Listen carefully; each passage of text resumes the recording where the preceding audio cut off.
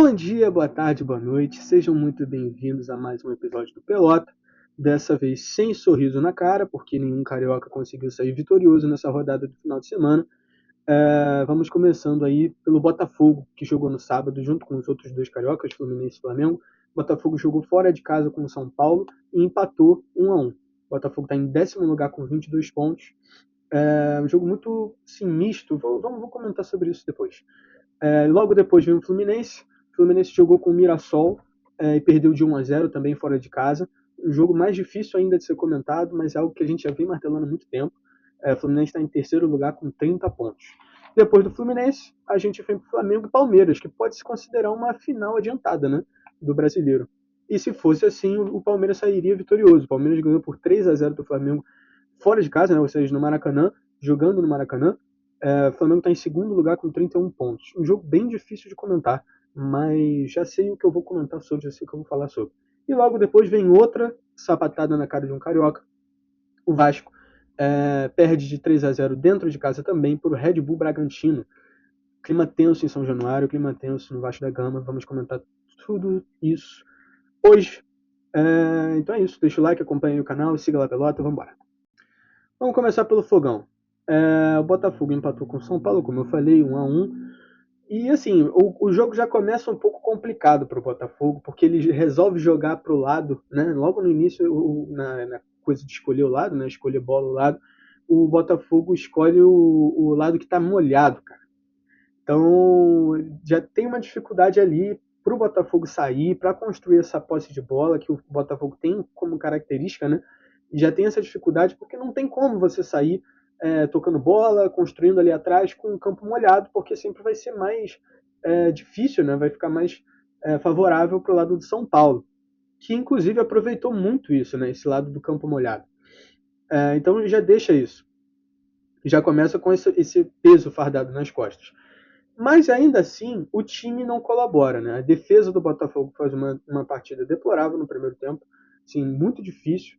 E por conta de uma falha que, assim, eu vi muita gente falando que foi falha, ao meu ver não foi tanta falha assim, porque, como eu falei, com campo molhado é 30 vezes mais difícil. Então, um jogador, que eu não vou me lembrar o nome agora do São Paulo, chuta pro gol, e o Neto faz a defesa como se ele estivesse espalmando para fora, só que a bola vai para frente. E aí o Luciano do São Paulo aproveita o rebote e faz o gol. Isso muito por conta da bola molhada, da situação do campo, então eu não vou considerar isso como uma falha do Neto, por mais que o Botafogo já tenha se prejudicado muitas vezes pelas falhas do Neto, mas agora acho que eu vou dar esse desconto para ele. E aí o São Paulo abre o placar e o primeiro tempo fica todo assim. O primeiro tempo do São Paulo acabou sendo muito melhor, assim, não só por conta dessa coisa, como eu falei, do campo molhado, mas pela atuação do time. O Dorival chegou muito bem no São Paulo, né? Eu acho que ele já está acostumado com os jogadores que ele trabalhou em 2023, quando ele foi campeão da Copa do Brasil, pelo São Paulo. Eu acho que ele já está acostumado com muitos jogadores que já estavam ali. Então, ele trabalha muito bem no São Paulo, ele já está mais acostumado e fez um jogo muito duro assim com o Botafogo. O primeiro tempo, então, foi muito bem. O São Paulo ele fez 9 finalizações, 2 no gol e terminou o primeiro tempo com 64% de posse. Então, é um número muito, muito bom, assim, nesses termos, para o São Paulo no primeiro tempo. E tem um jogador que eu preciso comentar sobre, cara, que não sei como é que ele durou tanto tempo no campo do Botafogo. Cauã Toledo. Esse Cauã Toledo ele não correu em campo, gente. Ele não correu. Eu não vi ele correr em nenhum momento. Assustador, né? Ele passou o tempo todo lá no cantinho dele, lá na ponta, e não fez nada. Só ficou trotando. No segundo tempo, que eu já vou comentar sobre, eu já vi mais o Botafogo avançando mais em contra-ataque. E eu até percebi em alguns momentos o Arthur Cabral nem querendo passar a bola para ele, porque estava percebendo que a ajuda dele era mínima. Então ele não estava colaborando com o time. Eu não sei como é que o Franklin Carvalho não percebeu isso antes, né? E demorou tanto tempo para tirar ele. Eu acho que ele só foi sair lá pro finalzinho do segundo tempo. E atrapalhou muito o time. Talvez se ele tivesse sido substituído antes, o resultado poderia ser diferente. E agora, já partindo pro segundo tempo, já que eu tô falando, já logo. Desculpa. O segundo tempo do Botafogo é muito melhor. O Botafogo já segura um pouco mais a defesa, já que ele estava percebendo que o São Paulo estava entrando muito, estava aproveitando muitos espaços deixados pelo Botafogo. Ele já segura mais a defesa, já deixa ela mais recuada e deixa o Botafogo trabalhando ali no meio de campo. trabalha, o campo já está melhor, já está conseguindo jogar melhor, e partindo no contra-ataque, erra o São Paulo, parte no contra-ataque, parte no lançamento. Então o Botafogo termina o segundo tempo com 12 finalizações. Olha só que coisa. 12 finalizações e 6 no gol, 58% de posse. Então, demonstra o seguinte, não temos muita posse, mas temos muitas finalizações. E conseguimos fazer delas uma coisa mais ofensiva, com que fez com que o São Paulo broxasse. E ainda por cima, por sorte do Botafogo, muitos jogadores do São Paulo começaram a se machucar e cansar. Então o Dorival estava ficando meio que sem o que fazer, tendo que trocar jogadores de forma que ele não quisesse, de uma forma que atrapalhasse a tática dele, com que fez o Botafogo se aproveitar. E nesse segundo tempo carimbou muita coisa para o Botafogo. Gols impedidos, já teve uns 2, 3 gols impedidos do Botafogo. Escolhas erradas direto de jogadores podendo trabalhar melhor a bola lá na área do São Paulo. Cruzamentos horrorosos, tanto de escanteio quanto perto da área. Tudo isso carimbou o Botafogo. Mas mesmo assim ele não desistiu. Continuou martelando, tentando. E aparece o milagroso anjo Jordan Barreira, que entra no segundo tempo. Assim, ele fez um segundo tempo, pouco que ele jogou muito bem, assim. Acertou uma boa parte de passe, se não me engano, um aproveitamento dele de 89% de passe. Ele ajudou muito o Botafogo, foi muito guerreiro, muito raçudo, e faz esse golaço, para empatar para o Botafogo. Então eu acho que acabou sendo um jogo justo. Primeiro tempo do São Paulo foi bom e ele abre o placar. Segundo tempo do Botafogo foi bom e ele empata, né? Faz o seu golzinho. Então acaba sendo um empate justo. Como eu já tinha falado no início do vídeo, o Botafogo está em 10º lugar com 22 pontos.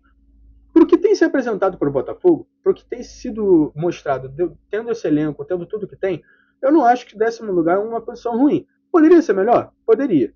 Mas eu acho que tá bom. Não tá tão desesperado, não tá tão complicado. Tá competindo ainda para tá competindo para uma vaga numa competição, que é a Sul-Americana, mas pode melhorar. Acho que o clima do Botafogo é esse. Pode melhorar. É isso, o Botafogo em 10º lugar, 22 pontos ainda pela Sul-Americana. Tem muita coisa ainda para rolar, muita água para rolar. O primeiro turno está acabando só agora. Então vamos ver como é que vai ser aí para os próximos jogos. Olha, eu vou ser bem sincero, me surpreende. Não me surpreende tanto, mas eu fico um pouco chocado como o Fluminense ainda está se segurando em 3º lugar, né? Eu acho que desde que eu comecei o canal, o Fluminense está se segurando ali em 3º lugar no Campeonato Brasileiro e aos trancos e barrancos. Porque essa partida com o Mirassol, cara, foi muito difícil de ver, tá? Muito difícil de ver. O Fluminense apático. O Fluminense cerado, assim. Ele tinha a bola, controlava a bola, tocava a bola, errava a saída de bola e o Mirassol aproveitava, né? Então, durante muito tempo, o Mirassol jogou nisso, nessa parte do Fluminense, né? O Fluminense errava a posse de bola e a marcação do Mirassol já estava ali em cima. O Fluminense errava qualquer coisinha e já tinha 2 jogadores do Mirassol em cima para partir em contra-ataque. Tanto que o Mirassol no primeiro tempo não tem tanto a posse, né? No final do jogo ele terminou com 67% de posse, o Fluminense, né? E o Mirassol com pouquíssima posse, algo que também não é característica do técnico Rafael Guanais, que é técnico do Mirassol. Desculpa. E ainda assim ele consegue aproveitar esses espaços, esses erros do Fluminense, com esse golzinho que ele achou. Golaço, inclusive. Mas é isso, eu achei o Fluminense muito, sabe, sem construção, mesmo com o Lúcio Acosta. E tem um jogador que a gente precisa comentar sobre. Gente, isso é sobrenatural. O Fábio. Cara, a gente comenta muito sobre a seleção brasileira, a gente fala muito sobre jogadores já idosos jogando no futebol mundial ainda, mas a gente pouco fala do Fábio. O Fábio é brasileiro, o Fábio podia ter uma vaga na seleção brasileira, o Fábio tá salvando o Fluminense tantas as vezes. Se não fosse o Fábio nesse jogo, era para ser uns 3-4-0 pro Mirassol. Ele fez cada defesa, teve até um momento no primeiro tempo que ele fez uma defesa quase em cima da linha, que o estádio do Mirassol tem aquele esquema do foguinho quando sai o gol, né? Ali atrás do gol sai um foguinho. Saiu o fogo, mas não foi gol. Porque na cabeça da galera, foi gol, mas não, ele fez uma defesa milagrosa. Ele fez uma defesa milagrosa. Ele é um cara espetacular. Ele é quase uma coisa sobrenatural assim no nosso futebol brasileiro. A gente precisa dar mais valor para esses caras. Então a gente está assistindo essa galera jogar. Então eu quero dar esse destaque para o Fábio. Eu acho que ele é um jogador que salva o Fluminense muitas vezes, tal como, por exemplo, o John Kennedy é muito decisivo na questão do ataque do Fluminense, o Fábio é no gol. E é muito importante que a gente valorize, dê atenção para esses jogadores, porque depois pode passar um momento que a gente nem vai se lembrar deles, a gente tem que valorizar cada vez mais essa galera. No segundo tempo, o Fluminense já vai um pouquinho melhor. já controla mais a posse também, já chuta um pouco mais no gol, mas o Mirassol ainda assim é melhor, porque é o que eu falei, o Mirassol ele é mais ofensivo no erro do Fluminense, e o Fluminense erra muito, né? O Fluminense erra muito, então eles partem em contra-ataque, partem em umas construções perfeitas que têm sido categorizado para o Mirassol nesse brasileiro, né? Eu já vejo alguns jogos do Mirassol assim, de bobeira, e percebo que eles jogam muito no erro do adversário, e eles têm jogadores fixos ali que fazem contra-ataques perfeitos. Então é nítido isso durante o jogo, né? Que tem jogadores que estão em certas posições sempre e com pouca marcação. Então eles fazem um lançamento ali, fazem um cruzamento aqui e já está dentro da área do time. Então o Mirassol é um time muito venenoso, muito atacante, assim. Do nada ele pode já estar na tua área e pode fazer um gol. E aí é o que eu estou falando. O Fluminense precisa melhorar para essa parte, assim, de defesa, de meio campo, de erros bobos, passes bobos.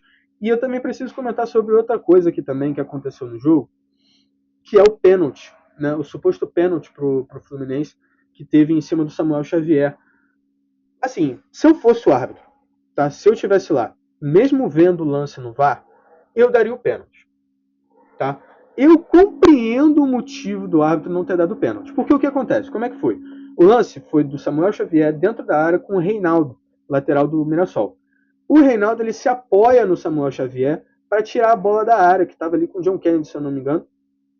O John Kennedy apoia de cabeça, desce a bola para o Samuel Xavier e ele apoia, o Reinaldo se apoia no Samuel Xavier e o Samuel Xavier cai. Na interpretação do árbitro, antes de ver o VAR, foi pênalti porque o Reinaldo puxou o Samuel Xavier. Só que no VAR, quando você vê, ele não faz esse movimento aqui na camisa do Samuel Xavier. Assim, de puxar a camisa dele e jogar ele para o chão. Ele não faz esse movimento. Então, na interpretação do árbitro, isso não categoriza pênalti. Não foi intenção suficiente para fazer um pênalti. Mas, ao meu ver, tem muitas coisas assim para a gente colocar na tabela. O peso do Samuel Xavier, a força do Reinaldo, tudo isso pesa muito. Então, para mim, na minha opinião, seria pênalti sim. Tá? Seria pênalti. Se eles iam acertar o pênalti, isso é outros 500. A gente não tem como prever. Mas se eu fosse o árbitro ali, eu dava pênalti. Para mim era pênalti para o Fluminense. Mas acontece, eu acho que o Fluminense teve outras milhares de oportunidades para conseguir, pelo menos, empatar esse jogo, mas acabou não levando esses pontinhos para casa. Então o Fluminense já perde para o Mirassol agora. Eu acho que a cabeça do Zubeldia já começa a esquentar, já começa a pegar fogo no cargo. E vamos ver como é que vão ser os próximos jogos aí do Fluminense. Tem Libertadores ainda na fase decisiva. E no dia 31 ele ainda joga, tá? O Fluminense ainda joga no dia 31 com o Brasileiro, que é a penúltima rodada do primeiro turno. Vamos ver como é que vão ser aí esses próximos jogos. Vamos falar agora do Flamengo. Vamos começar falando agora das dragas, das goleadas, né? Mas vou te falar, por mais do resultado do Flamengo e Palmeiras, eu acho que o Flamengo foi muito guerreiro. Sim, eu acho que o Flamengo lutou desde o início do primeiro tempo para tentar, pelo menos, esboçar uma reação. Assim. Eu acho que durante o tempo todo eles tentaram martelar. Inclusive, o jogo termina com 22 chutes do Flamengo no gol. Desculpa, de 22 finalizações, nenhuma delas, nem todas, né, foram no gol. Mas tem um ponto que a gente precisa comentar que foi o que matou praticamente o jogo. Expulsão do Carrascal. Eu fiz aqui uma curadoria, né, das vezes que o Carrascal foi expulso só esse ano. Foram 3 vezes, tá? Contando com essa do Palmeiras. Ele foi expulso contra o Flu no início do Brasileiro, contra o Fluminense, e foi expulso com o Corinthians na Supercopa do Brasil. E agora com o Palmeiras. São 3 vezes. Essas 3 vezes foram em jogos decisivos. Jogos importantes, não decisivos. Jogos importantes, né? O da Supercopa do Brasil, obviamente que vai ser importante porque é uma taça. Então eu considero importante. Agora, com o Flu é um clássico, ele não pode fazer um negócio desse. E com o Palmeiras também é um clássico agora. É uma final de brasileiro, praticamente. Então, ele precisa ser chamado para conversar, cara. Não pode isso, sabe? Ele ser expulso contra o Vitória, por exemplo, quando foi o 8-0 no ano passado, é uma coisa. Não estou dizendo que ele foi, tá? Estou dando um exemplo. Se ele fosse expulso contra o Vitória, melhorando. Se ele fosse expulso contra o Vitória, que foi 8-0 no ano passado, tudo bem. Já está 5-0, já está 4-0, tudo bem, beleza. Agora, em jogos que demandam taça, que demandam melhora no campeonato, que são clássicos, tudo isso, cara, você precisa pensar antes de fazer qualquer coisa. qualquer coisa que você for fazer no campo, você precisa ter noção do que você está fazendo. E eu acho que o Carrascal perdeu um pouco dessa noção. Eu não sei se ele sentiu o jogo, pode ser também. O Maracanã estava lotado, de ambos os lados. O Palmeiras também lotou sua parte, o Flamengo lotou sua parte. Um espetáculo no Maracanã. Eu não sei se ele sentiu o jogo, eu não sei se ele estava nervoso, eu não sei se ele só não pensou no que ele estava fazendo, eu não sei. Juro que não sei. Mas que matou o jogo, matou. Porque depois que ele é expulso, logo depois o primeiro gol do Palmeiras sai com o Flaco, né? E tem todo aquele bafafá que ele chuta a bandeirinha. Eu vou falar mais sobre essas comemorações no finalzinho. E no segundo tempo já vem o segundo gol com o Alan, que também é uma demonstração da falta de jogadores ali no meio campo, né? Porque o Alan e o Arias eles já entram um pouco mais com mais facilidade para a área do Flamengo, por causa dessa falta. O Carrascal não é daquela área ali, mas só que já tem como você colocar outros jogadores ali naquela parte que suprem a falta. Então, se o Carrascal que está fora já é um instrumento de construção de uma parte mais ofensiva do Flamengo, que ele está fora, o Flamengo tem que se revirar para tentar construir alguma coisa com o Palmeiras, porque ele não pode ficar recuado. Se ele ficar recuado, o Palmeiras vai jogar. E o Palmeiras jogando é muito perigoso. O Palmeiras é um time venenoso, como eu falei do Mirassol, o Palmeiras também é. Só que o Palmeiras ele tem um nível muito maior de elenco, né, de plantel. Ele tem um elenco muito melhor. Pô, querendo ou não, gente, a gente tem que ser sincero aqui. Eu não sou muito fã do jogador Andreas Pereira, né? Mas que ele é um bom jogador, ele é. Flaco Lopes, muito bom. Arias, porra, a gente viu ele aqui no Fluminense. É um jogadoraço. Alan, porra, preciso falar alguma coisa? Marlon Freitas, ex-Botafogo. Também, é um elenco de estrelas, cara. É um elenco de jogadores muito bons. Então, se você deixa essa galera jogar, vai dar corda para eles fazerem um absurdo. Para eles fazerem a festa. E foi o que aconteceu. O segundo tempo do Palmeiras foi completamente dominado. Assim. O Palmeiras dominou o segundo tempo inteiro. Controlou a bola, ficou tocando a bola ali na área do Flamengo, na área do Flamengo, mas ainda assim, como eu falei, eu acho que o Flamengo foi guerreiro. Eu acho que ele lutou até o final para tentar esbojar uma reação, porque eu senti que no 2-0, se o Flamengo fizesse um gol, dava para empatar. Era mínimo, era coisa mínima. Então é isso que a gente tem que se destacar. É uma derrota para esquecer? Muito pelo contrário, tem muita coisa para corrigir. Agora, vendo pelo lado bom da história, o Flamengo foi guerreiro. O Flamengo podia ter empatado, o Flamengo podia ter batalhado, mas é isso, a falta de um jogador complica muito mais, principalmente para um estilo que é muito consolidado com os 11, como é o do Leonardo Jardim, quebra completamente toda a expectativa do time. Agora vamos falar sobre as comemorações? Tem um lado errado, tem um lado certo. Essa é a minha opinião. Qual é o lado errado? O do Flaco.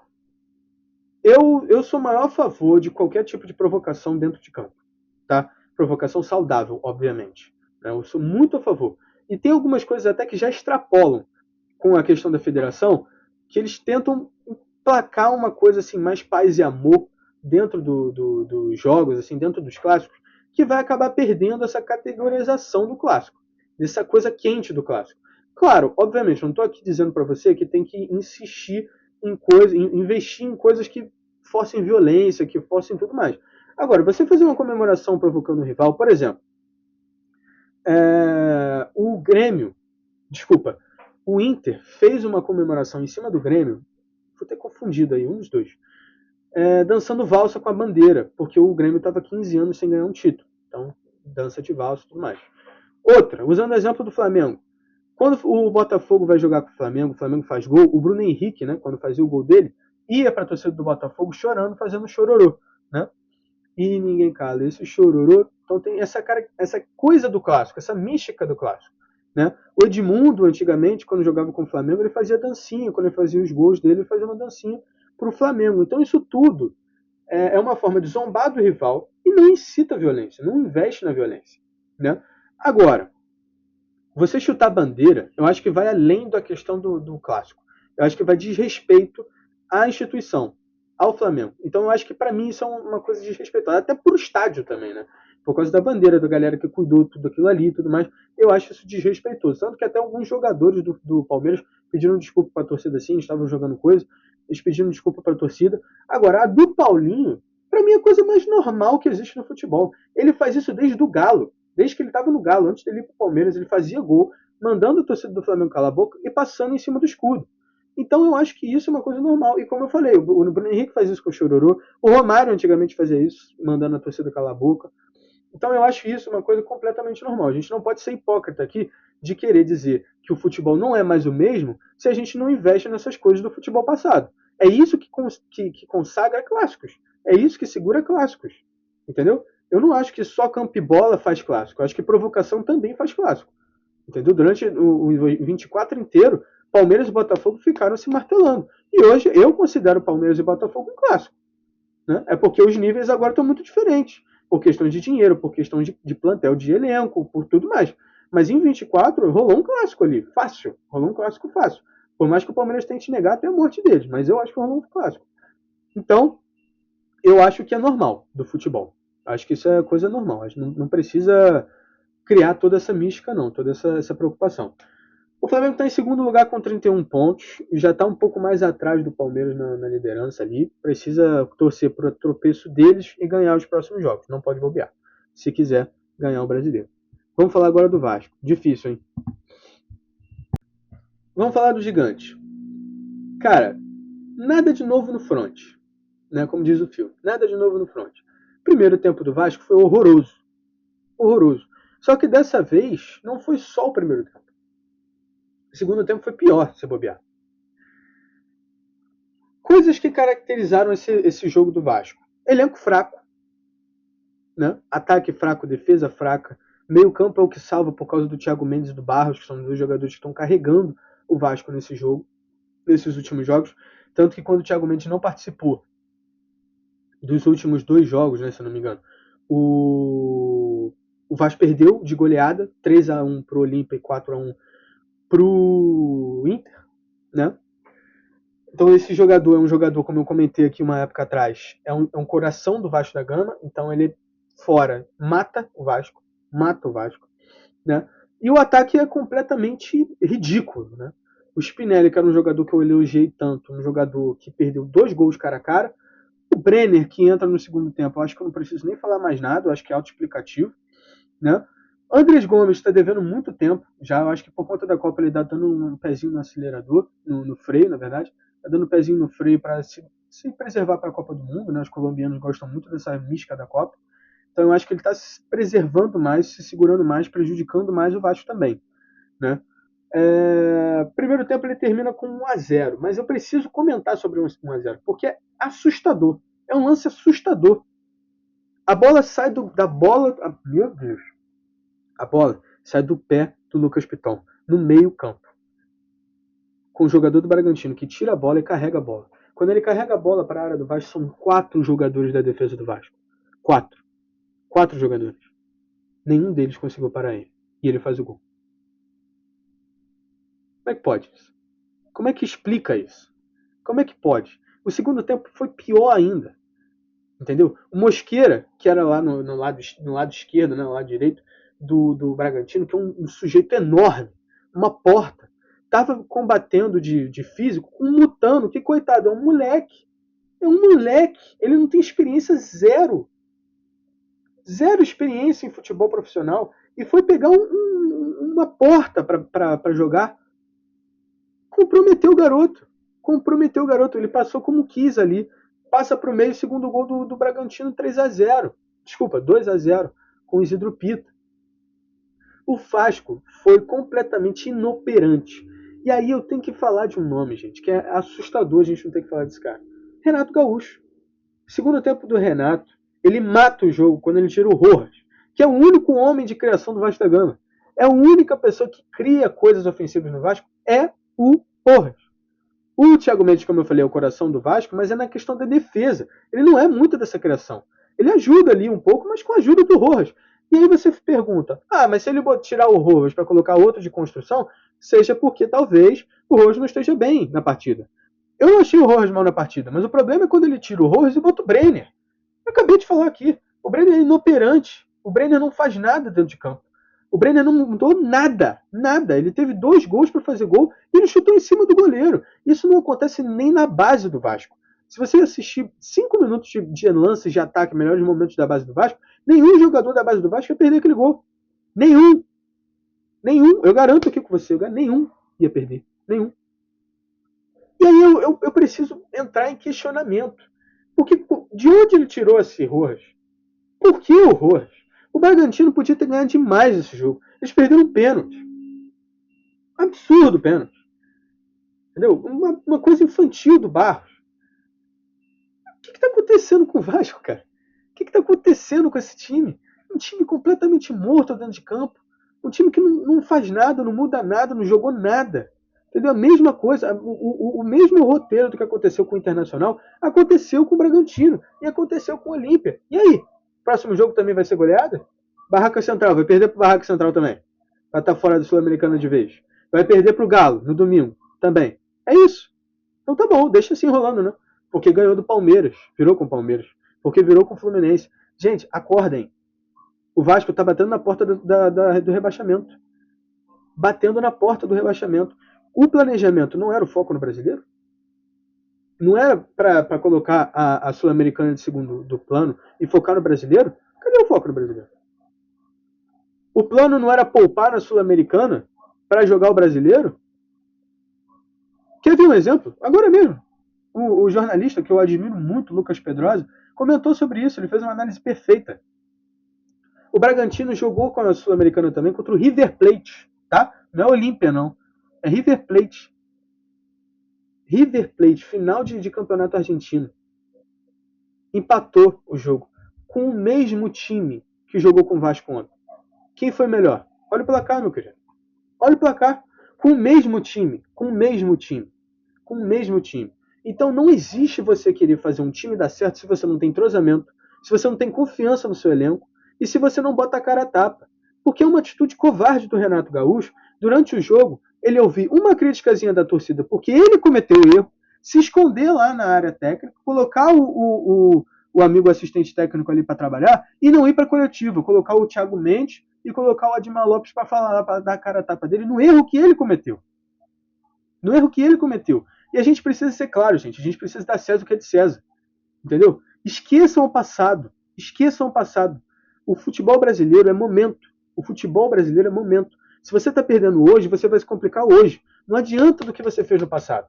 Não muda nada do que você fez no passado. Se você não está ganhando agora, você vai perder agora. Pronto. Ah, mas ganhou tal jogo. Tá, e aí? Estamos em qual posição agora? Em que momento que a gente está agora? Batendo na zona de rebaixamento? É isso que a gente quer? Esse é o planejamento do Vasco? Desculpa, gente. Isso para mim é mais uma prova da desorganização do Vasco da Gama. Contratações que não renderam, né? Isso também, coitado, não tem nem como esperar, mas contratações que não renderam, entendeu? Tem que muita coisa mudar agora para essa janela que vai abrir. E o Renato precisa se manifestar. Por que ele fez as escolhas que ele fez no segundo tempo? Por que ele fez não mudou praticamente nada no jogo? Por que ele foi colocar o David logo no final do jogo? Por quê? Ele não vai se manifestar, não vai falar nada? Vai ficar por isso mesmo? É isso? Enfim, vamos ver como é que vão ser os próximos jogos do Vasco da Gama e torcer para que não passe de novo mais um ano passando por problemas de zona de rebaixamento. O Vasco está em 16º lugar, um acima da zona de rebaixamento, como eu falei, com 20 pontos. É isso. Vou ficando por aqui. Espero que tenham gostado do vídeo. Essa semana a gente vai ter Sul-Americana e Libertadores. Final de semana já vai ter uma organização diferente aqui no canal. Porque no final de semana a gente já vai começar as preparações para a Copa do Mundo, meus queridos. Exatamente. Vai ter o amistoso Brasil e Panamá aqui no Maracanã. Mas também vão ter jogos de times brasileiros ao mesmo tempo. Caso não mude o calendário, eu vou fazer o vídeo segunda-feira falando sobre as rodadas dos brasileiros e no domingo eu venho comentar aqui sobre o jogo do Brasil. Logo depois que acabar o jogo, eu venho comentar com o jogo, ainda posto no mesmo dia, e segunda-feira eu falo sobre os times brasileiros. Só para não perder o momento, só para não perder a linha da seleção. Valeu? Gente, muito obrigado. A gente está crescendo cada vez mais no projeto. Muito obrigado por tudo que vocês estão fazendo. Deixa o like, compartilha o canal para quem gosta de futebol carioca, para quem gosta de comentários. Espero que eles gostem dos meus. E é isso. Se inscreve, deixa o like. Tamo junto. Até a próxima. Até sexta-feira.